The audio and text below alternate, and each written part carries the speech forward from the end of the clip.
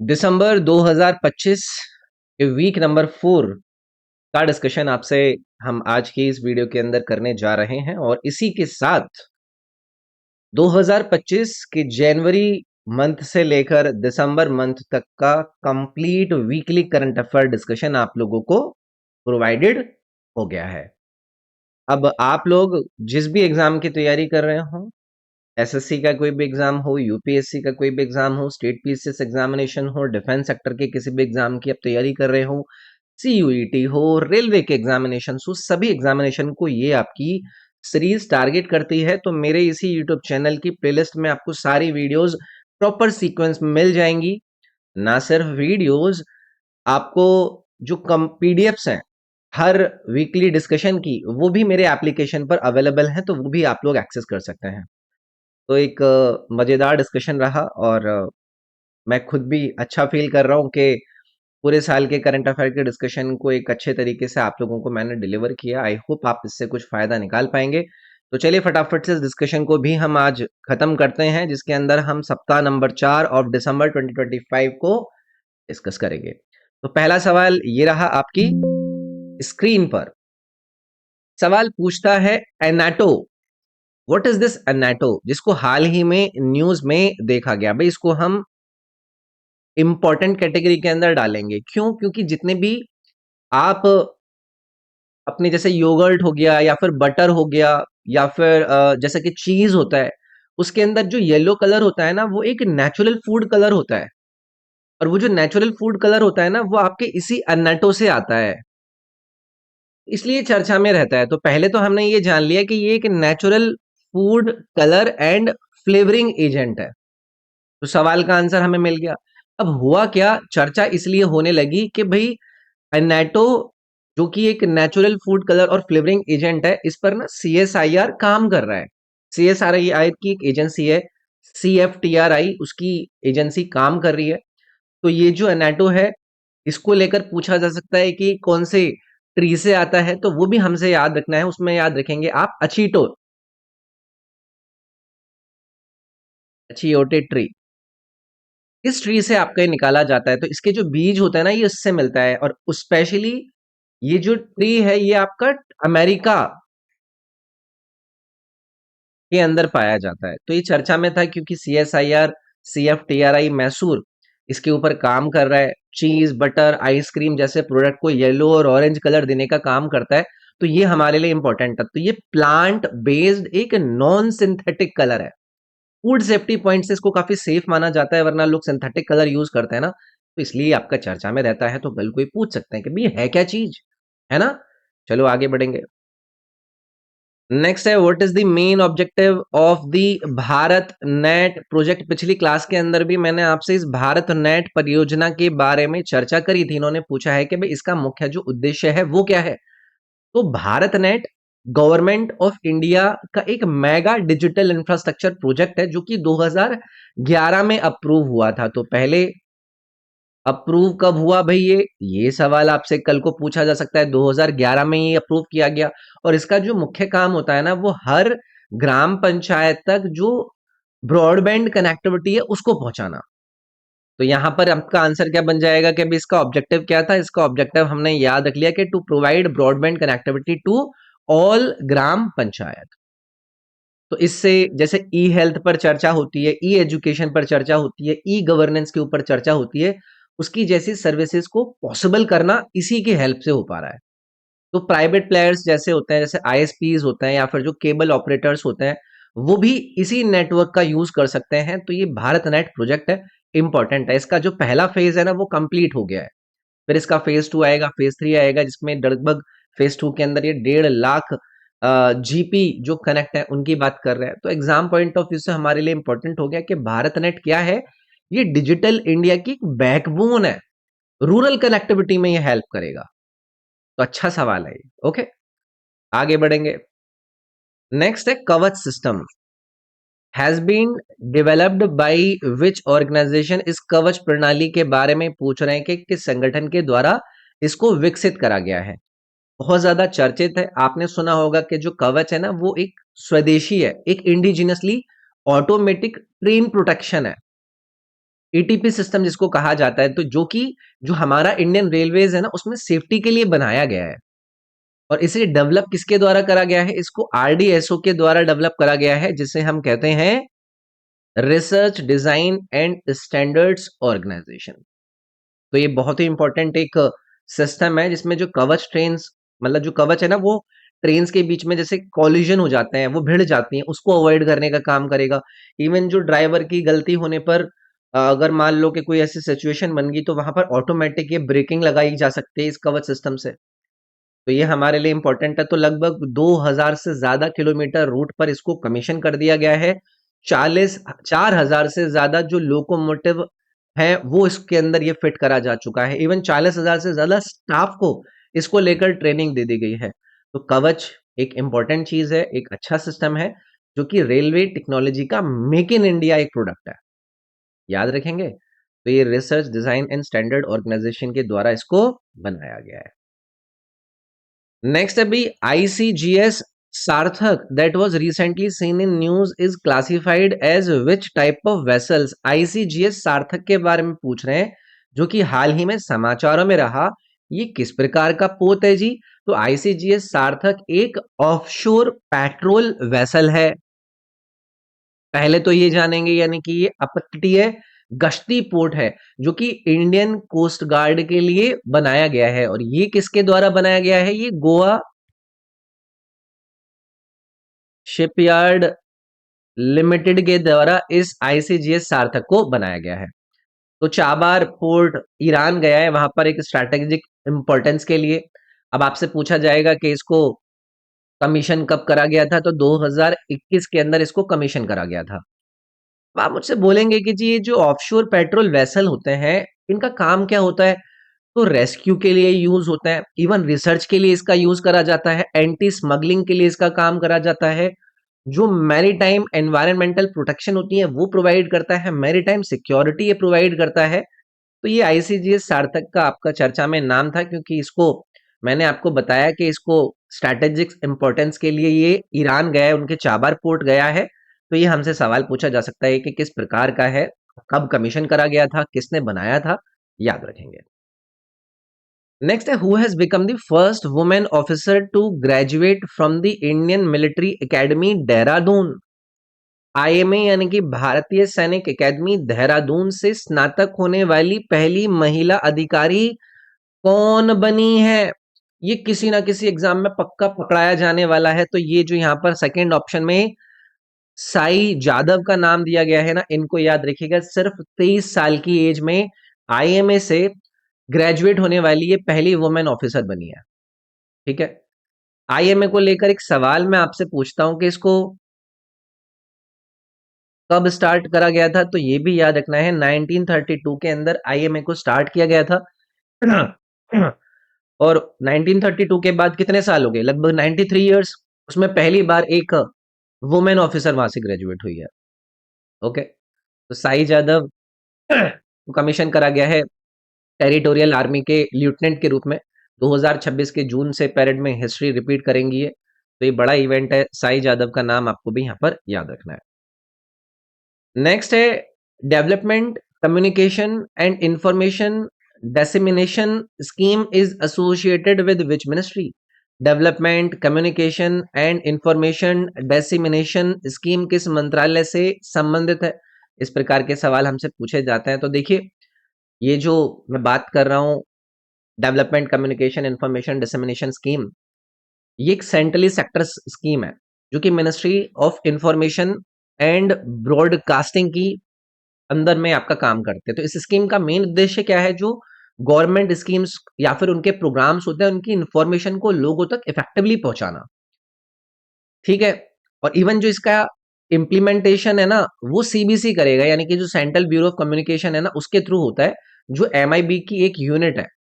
तो CBC print, digital या फिर आउटडोर या फिर आउट जो मास मीडिया कैंपेन होते हैं, उनके थ्रू अवेयरनेस प्रोवाइड करेगा। तो CBC पहले DAVP, जिसको हम directorate of advertising and visual publicity कहते हैं, उसके अंतर्गत काम करता था। बट फिलहाल हमें याद रखना है कि ये कौन से मिनिस्ट्री के अंतर्गत आता है? इंफॉर्मेशन एंड ब्रॉडकास्टिंग के अंदर। ठीक है। white spot disease that was recently seen in news is caused by which agent? white spot disease को लेकर ये पूछ रहे हैं कि जो कि हाल ही में समाचारों में था, वो किसके कारण होता है? तो ये जो व्हाइट स्पॉट डिजीज है ना, ये बहुत ही कंटेजियस वायरल डिजीज है, बहुत ही ज्यादा कंटेजियस इसको बुलाया जा रहा है। तो जैसे कि श्रिम्प हो गए या फिर जो क्रैब्स हो गए, उन जैसे जो मतलब स्पीशीज होते हैं उनको ये प्रभावित करता है।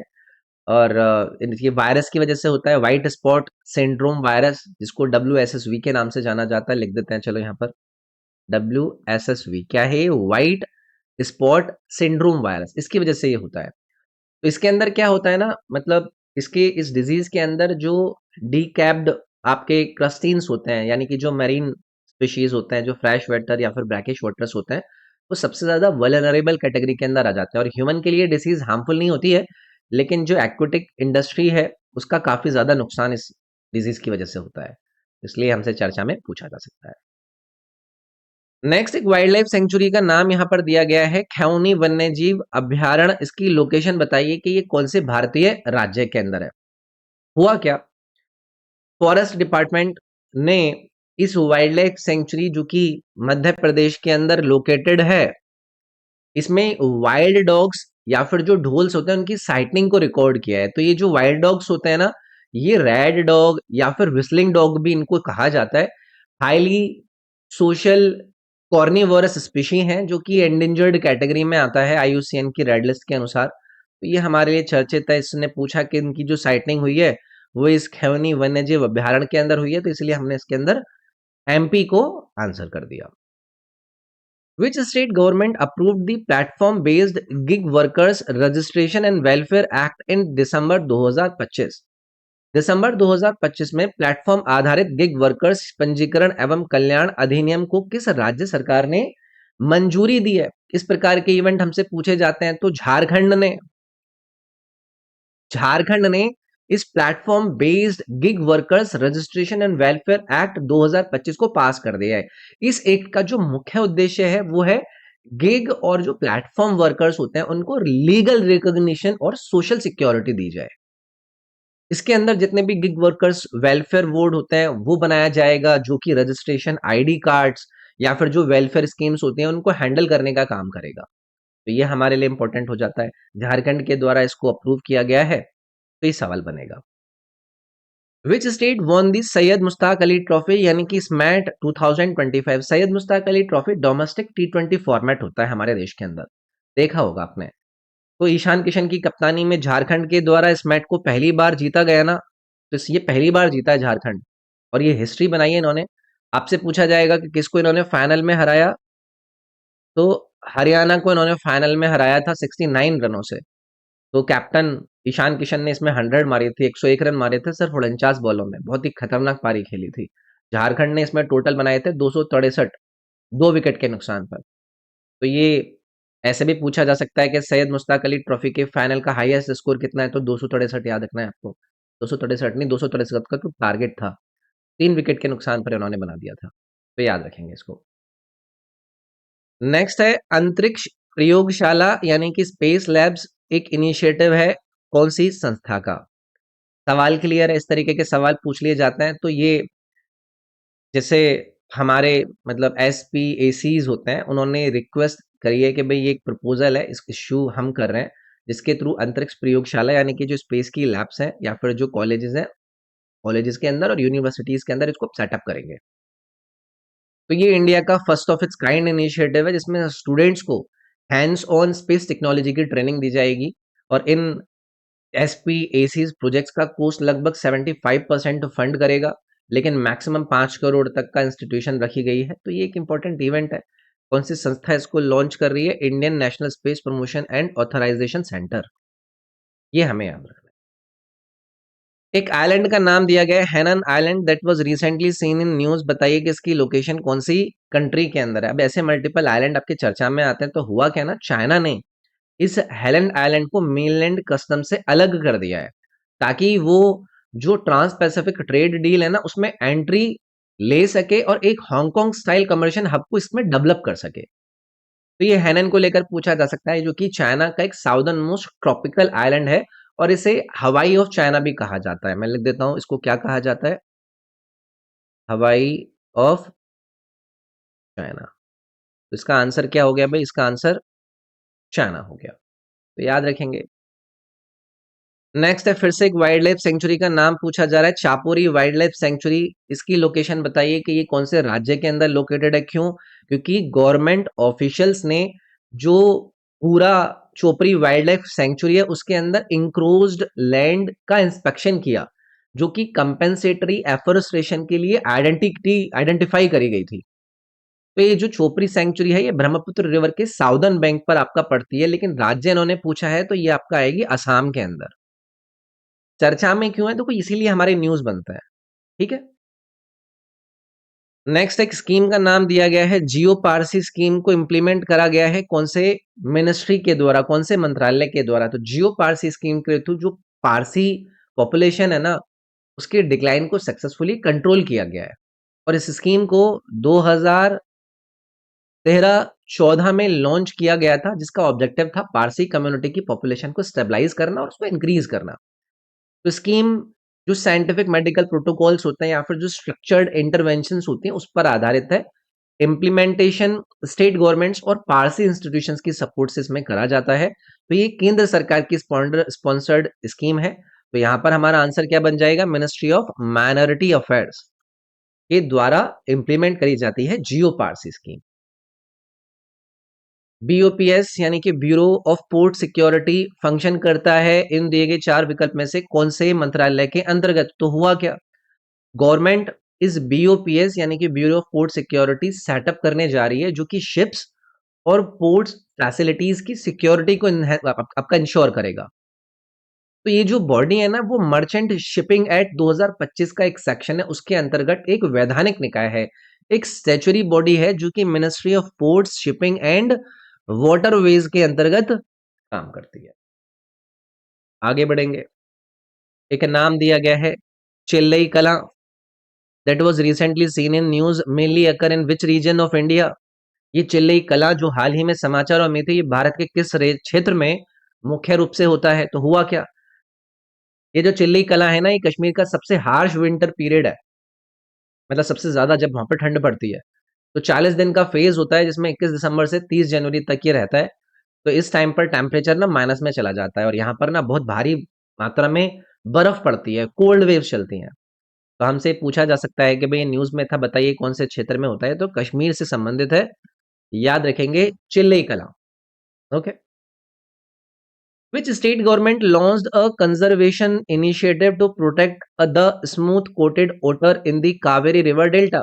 कावेरी नदी डेल्टा में स्मूथ कोटेड ऊदबिलाव के संरक्षण हेतु किस राज्य सरकार ने पहल शुरू करी है? अब इन्होंने कावेरी रिवर डेल्टा बोला है आपको, तो इन्होंने एक हिंट तो दे दी है कि आप किन राज्यों की तरफ देख रहे होंगे। तो तमिलनाडु ने कावेरी रिवर डेल्टा में इस स्मूथ कोटेड जो ओटर है उसके प्रोटेक्ट करने के लिए एक स्पेशल कंजर्वेशन इनिशिएटिव स्टार्ट किया है। कारण यही है कि भाई जो हैबिटेट का लॉस हो रहा है, जो पॉल्यूशन और ह्यूमन वाइल्ड लाइफ का कन्फ्लिक्ट है उसको कम किया जाए, हैबिटेट लॉस ना हो, ये सब चीजें हैं। तो यहाँ पर राज्य इन्होंने पूछा है कि कौन सी सरकार का ये इनिशिएटिव है, तो तमिलनाडु का ये इनिशिएटिव है, जिन्होंने ये कंजर्वेशन इनिशिएटिव स्मूथ कोटेड ओटर को प्रिजर्व करने के लिए, प्रोटेक्ट करने के लिए कावेरी रिवर डेल्टा के अंदर इन्होंने लॉन्च किया है। आगे बढ़ेंगे भाई। आईजीयू इंडियन गोल्फ यूनियन की जो ये 124th अमेचर गोल्फ चैंपियनशिप थी, वो बताइए इन चार विकल्प में से किसके द्वारा जीती गई है? स्पोर्ट्स रिलेटेड एक इवेंट है। तो नोएडा की एक गोल्फर है सुखमन सिंह, जो कि यहाँ पर आपको इस ऑप्शन नंबर बी के अंदर दिए गए हैं, इन्होंने इस 124वीं अमेचर गोल्ड चैंपियनशिप को जीता। तो फाइनल में इन्होंने हरमन सचदेवा को हराया है। तो ये एक इवेंट है जो कि हमसे पूछा जा सकता है। Which country has launched its first polymer 1 riyal banknote that will circulate from January 11, 2026? किस देश ने अपना पहला पॉलीमर 1 रियाल बैंकनोट जारी किया है जो 11 जनवरी 2026 से प्रचलन में आएगा? रियाल बोल दिया भाई इन्होंने। तो ओमान ने अपना पहला पॉलीमर पॉलीमर 1 रियाल बैंकनोट को लॉन्च किया है, 11 जनवरी 2026 से सर्कुलेशन में आएगा। तो सेंट्रल बैंक ऑफ ओमान के द्वारा इसको इश्यू किया गया है। जो पॉलीमर नोट्स होते हैं ना वो ज्यादा ड्यूरेबल और सिक्योर होता है। तो ये एक इवेंट हमसे पूछा जा सकता है यहाँ पर। वेर वॉज शून्य से शतक एक शताब्दी अटल भारत की प्रोग्राम हेल्ड इन दिसंबर 2025। शून्य से शतक एक शताब्दी अटल भारत की कार्यक्रम दिसंबर 2025 में कहाँ आयोजित किया गया? तो हुआ क्या ना, ये जो आपकी प्रोग्राम है ये इंदौर में इसको ऑर्गेनाइज कराया गया। ठीक है। और उद्देश्य ये था कि जो अटल बिहारी वाजपेयी जी है ना, उनकी बर्थ जो सैनिटरी है उसको कमेमोरेट करना। इस तरीके से चीजें पूछी जाती हैं। Okay. The Mars atmosphere and volatile evolution यानी कि मेवन जो मिशन है वो कौन सी स्पेस एजेंसी के द्वारा लॉन्च किया गया? मेवन बहुत ज्यादा चर्चित है।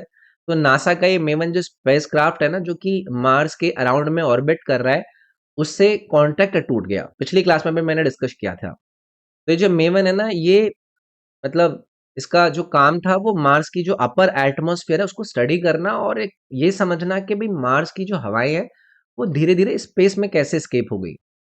तो ये जो मिशन है वो 10 साल से ज्यादा टाइम तक इफेक्टिव रहा और मार्स की क्लाइमेट चेंज का रीजन समझने में काफी इंपॉर्टेंट रोल इसने प्ले किया। तो कौन सी एजेंसी का था ये? नासा का था। MAVEN, National Aeronautics and Space Administration का।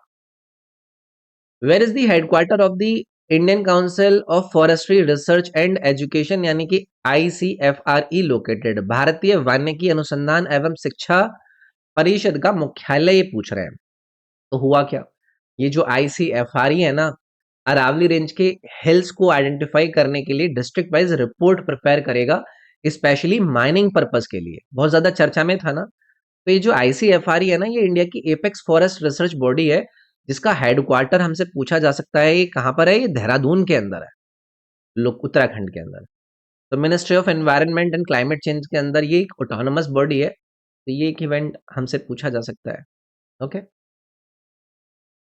दी पलियार ट्राइब को प्राइमरली कौन से राज्य के अंदर पाया जाता है? ऐसी जनजाति बेस्ड सवाल आपसे हर क्लास में ही मैं आपसे पूछता हूँ। तो ये जो पलियार ट्राइब है ना, इसकी कुछ फैमिलीज ने डिमांड करी है कि उनके सेटलमेंट को ऑफिशियल विलेज स्टेटस मिले। तो ये जो ट्राइब है ये मुख्यतः आपको तमिलनाडु और केरला के जो पहाड़ी इलाके होते हैं उसमें रहने के देखने के लिए मिलती है, स्पेशली वेस्टर्न घाट्स के आसपास। तो ये तमिलनाडु और केरला वाला जो ऑप्शन है ये इसके अंदर भाई हमारा सही चला जाएगा। ठीक है। तमिल रिलेटेड द्रविडियन ये डायलेक्ट अपनी लैंग्वेज में यूज करते हैं, फॉरेस्ट बेस्ड अपनी लाइफ बिताते हैं। FRI यानी कि फाइनेंशियल फ्रॉड रिस्क इंडिकेटर को लॉन्च करा गया कौन सी ऑर्गेनाइजेशन के द्वारा? FRI किस संगठन द्वारा लॉन्च करा गया? पिछली क्लासेस में भी मैंने चर्चा करी थी। तो जो डिपार्टमेंट ऑफ टेली कम्युनिकेशंस है, इन्होंने इस FRI सिस्टम ने सिर्फ 6 महीने में 660 करोड़ के फ्रॉड को रोका है। तो ये जो FRI है ना, ये एक रिस्क बेस्ड डिजिटल सिस्टम है जो कि मोबाइल नंबर्स को फ्रॉड के रिस्क के हिसाब से क्लासिफाई कर देता है। ठीक है। तो डिपार्टमेंट ऑफ टेलीकम्युनिकेशंस का ये एक लॉन्च्ड वो है। The Rapid Financing Instrument is a financial assistance mechanism of which international organization? Rapid Financing Instrument किस अंतरराष्ट्रीय संगठन की एक वित्तीय सहायता व्यवस्था है? तो साइक्लोन एक बहुत ज्यादा चर्चा में था जिसका नाम था दितवा। सुना था भाई इसके बारे में आपने? साइक्लोन दितवा। इसके बाद श्रीलंका को 206 मिलियन US डॉलर की इमरजेंसी फंडिंग दी है IMF ने। तो ये जो फंडिंग है ना, वो आपके इस रैपिड फाइनेंसिंग इंस्ट्रूमेंट RFI के अंदर दी गई है। तो ये हमारे लिए इंपॉर्टेंट है। तो ये RFI क्या है? ये क्विक इमरजेंसी फाइनेंशियल हेल्प है। IMF का जनरल रिसोर्स अकाउंट इसके अंदर यूज होता है। मैक्सिमम लिमिट इसमें 50% होती है कंट्री के कोटा के हिसाब से। ओके। IMF का हेडक्वार्टर कहाँ पर है? सभी को पता होगा ना, ये आपसे स्टैटिक जीके में पूछा जा सकता है। वॉशिंगटन DC IMF हेडक्वार्टर, ये भी याद रख लीजिएगा। MHTR यानी कि मुकुंदरा हिल्स टाइगर रिजर्व की लोकेशन बताइए कि कौन से राज्य के अंदर है? मुकुंदरा हिल्स टाइगर रिजर्व किस राज्य के अंदर लोकेटेड है? देखिए, टूरिज्म और जो वाइल्ड लाइफ अवेयरनेस बढ़ाने के लिए ना, इन मुकुंदरा हिल्स टाइगर रिजर्व ने ना एक डॉक्यूमेंट्री लॉन्च करी है जिसका नाम है इंचेंटिंग मुकुंदरा। तो ये डॉक्यूमेंट्री इन्होंने लॉन्च करी है कि भाई अवेयरनेस बढ़ाई जाए, वाइल्ड लाइफ को लेकर टूरिज्म को बढ़ावा दिया जाए। तो ये रिजर्व आपका राजस्थान के अंदर है, टाइगर रिजर्व। तो ये हमसे इम्पोर्टेंट है। तो ये पहली मतलब पहले दूसरे नाम से जाना जाता था, इसको दर्रा वाइल्ड लाइफ सेंचुरी कहा जाता था, और जो राजस्थान का कोटा और चित्तौड़गढ़ डिस्ट्रिक्ट है ना, ये वहां पर आपका पड़ता है। ठीक है, चलिए आगे बढ़ते हैं। India's largest circular stone labyrinth was recently discovered in which state? Bharat का सबसे बड़ा गोलाकार पत्थर का भूल भुलैया हाल ही में किस राज्य के अंदर खोजा गया? तो हुआ क्या, आर्कियोलॉजिस्ट ने आपका जो सोलापुर है, सोलापुर के बोरमानी ग्रासलैंड से उसमें इंडिया का सबसे बड़ा एक सर्कुलर स्टोन लैबिरिंथ डिस्कवर किया है। इसकी लोकेशन कहां पर होगी? इसीलिए आपका महाराष्ट्र के अंदर। तो ऐसी कोई भी आर्कियोलॉजिस्ट के द्वारा डिस्कवरी होती है, उसकी लोकेशन हमारे लिए इंपॉर्टेंट हो जाती है।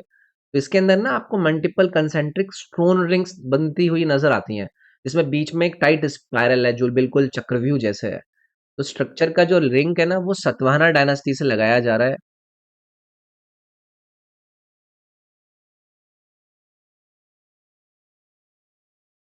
ठीक है, तो ये महाराष्ट्र के अंदर ये पाया गया है। आकाश एनजी यानी कि Akash next generation missile system has been developed by which organisation? ऐसे सवाल आपको एग्जाम में पक्का मिल जाते हैं। तो डीआरडीओ के द्वारा, डीआरडीओ ज्यादातर इन चीजों में इन्वॉल्व रहता है। तो डीआरडीओ ने इस आकाश नेक्स्ट जनरेशन मिसाइल का जो यूजर एवेल्युएशन ट्रायल्स है उसको सक्सेसफुली कंप्लीट कर लिया है। तो डीआरडीओ के द्वारा ये डेवलप्ड है। चर्चा में इसलिए था क्योंकि सक्सेसफुली कंप्लीट कर लिया इन्होंने इनका जो यूजर एवेल्युएशन ट्रायल्स है। तो surface to air missile system है, ये भी लिख लेते हैं। क्या है ये? Surface to air missile system. तो ऐसी चीजें भी पूछ ली जाती हैं। तो जो ओल्ड आकाश मिसाइल थी ना, उसका ये एक एडवांस्ड और लाइटर वर्जन है। ठीक है। नीलस सिक्कीमेंसिस, एक new species of Collembola was recently discovered in which state? नाम है नामक के कोलम्बोला की नई प्रजाति हाल ही में किस राज्य के अंदर खोजी गई है? तो ये एक इंपॉर्टेंट इवेंट बन जाता है। जो हमारा जूलॉजिकल सर्वे ऑफ इंडिया है ना, उनके साइंटिस्ट ने इस नीलस सिक्कीमेंसिस की एक नई स्पीशी को डिस्कवर करा है सिक्किम के अंदर। तो ये हमारे से पूछा जा सकता है, हाई ऑल्टीट्यूड रीजन के अंदर इसको पाया गया है। ओके, इसकी फोटो वगैरह देखना चाहते हैं आप, गूगल से देख सकते हैं। कोरिंगा वाइल्ड लाइफ सेंचुरी की लोकेशन बताइए, कौन से भारत के राज्य के अंदर है? इस प्रकार के सवाल आपके बनते हैं, लेकिन ये चर्चा में क्यों है? 40th Asian water bird census और जो 60th international water bird census है, वो आंध्र प्रदेश के इस कोरिंगा वाइल्ड लाइफ सेंचुरी के अंदर कंडक्ट होगा। तो ये हमसे पूछा जा सकता है। बे ऑफ बंगाल के पास में, ये आपका गोदावरी एस्चुरी के पास में पड़ता है। तो इंडिया का सेकंड लार्जेस्ट मैंग्रोव फॉरेस्ट यहीं पर आपको नजर आता है। तो ये सेंसस होने जा रहा है, तो इसलिए चर्चा में था। तो भाई ये था हमारा डिस्कशन आपके दिसंबर 2025 के वीक नंबर 4 का। आई होप आपको मजा आया होगा। क्लास की जो पीडीएफ है वो आपको मेरे इस एप्लीकेशन पर मिल जाएंगी, वहां से आप एक्सेस कर सकते हैं। इस वीडियो को लाइक जरूर करें, आपका सपोर्ट जरूरी है भाई। शेयर कर सकते हैं तो जरूर करें, और अगर अगर चैनल को सब्सक्राइब नहीं कर रखा है ना, तो कर सकते हैं, वो फ्री ऑफ कॉस्ट ही होता है। तो ये वाली बात है। बाकी आप कमेंट वगैरह कर सकते हैं मुझे, और नहीं तो अगर आपको कुछ भी पूछना है ना, मेरे से पर्सनली कनेक्ट करना है, कोई गाइडेंस चाहिए, तो ये रॉबिन SIRG मेरे इंस्टाग्राम का यूजर नेम है। अब यहाँ पर कनेक्ट मिलता हूँ मैं आपसे नेक्स्ट वीडियो में, जनवरी 2026 के पहले वीक के वीडियो में। आज के लिए इतना ही। Thank you.